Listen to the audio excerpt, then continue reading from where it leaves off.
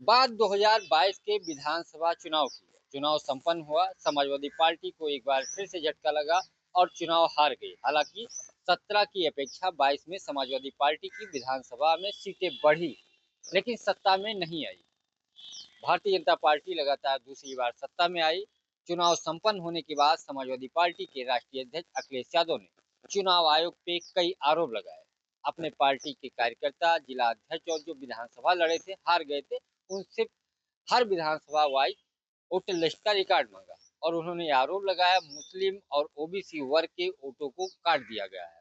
कई जगह उन्होंने बयान दिया। उसके बाद चुनाव आयोग ने अखिलेश यादव को नोटिस जारी कर दी और कहा इस पूरे मामले पे आप शपथ पत्र दें और आयोग के सामने पूरी जानकारी दें। थोड़े में ज्यादा स्वाद यही तो है इसकी खास बात। वाओ मम्मा, क्या स्वाद है। अरे मेरे राजा, अखिलेश यादव ने बकायदा 18,000 शपथ पत्र यानी एफिडेविट चुनाव आयोग को दिया, लेकिन मामला ठंडे बस्ते में चला गया। हालांकि अब राहुल गांधी जब चुनाव आयोग के मुद्दे पे चुनाव आयोग को घेर रहे हैं, महाराष्ट्र का चुनाव, हरियाणा का चुनाव और बिहार में बड़े पैमाने पे जो वोटर लिस्ट में गड़बड़ियां आई, उसको लेकर के लगातार उसको राष्ट्रीय मुद्दा बनाए हैं। लोकसभा में प्रदर्शन हो रहा है, वहाँ विपक्ष के सारे प्रदर्शन। राहुल गांधी बिहार में वोट अधिकार यात्रा कर रहे हैं, तो ऐसे मौके पे अब फिर से अखिलेश यादव को वो बात याद आई कि ये मौका सही है जब बीजेपी सरकार और चुनाव आयोग को घेरा जा सकता है कि उत्तर प्रदेश में बेईमानी के बल पे और चोरी के बल पे वोटों में धांधली करके सत्ता हासिल की है। यही कारण है अखिलेश पिछले 3 दिनों से लगातार चुनाव आयोग पे हमला कर रहे हैं।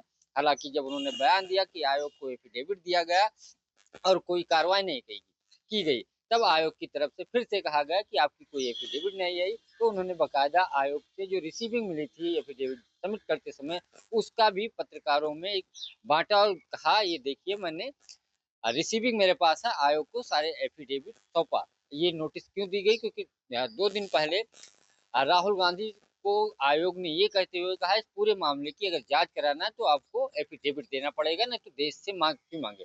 तब अखिलेश यादव ने कहा था कि 18,000 जो मैंने एफिडेविट आयोग को सबमिट किया है, आयोग ने उस पर अब तक क्या किया?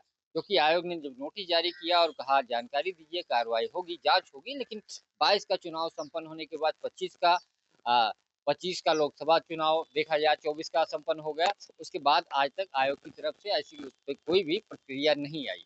तो एक बड़ा मामला, एक बड़ा मुद्दा था और अखिलेश यादव इस मुद्दे को बड़े जोर शोर से उठा रहे हैं कि उत्तर प्रदेश में ओबीसी वोटर थे, उनका नाम काटा गया, कई जगह वोटर लिस्टों में नाम बढ़ाया गया, एक जात, एक धर्म विशेष के लोगों को टारगेट किया जा रहा है। ये मुद्दा लगातार उठा रहे हैं और जो महाराष्ट्र या बिहार, हरियाणा का मुद्दा चल रहा है वो तो राष्ट्रीय लेवल पे चल ही रहा है। अखिलेश यादव प्रखर होकर के उत्तर प्रदेश में जो वोटों की गड़बड़ी, हेर फेर का जो आरोप लगाया था, वोट परसेंटेज का कई जगह जो देर रात को बढ़ा था, उसको लेकर के लगातार आयोग पर निशाना साध रहे हैं और बकायदा वो पेपर भी बांट रहे हैं।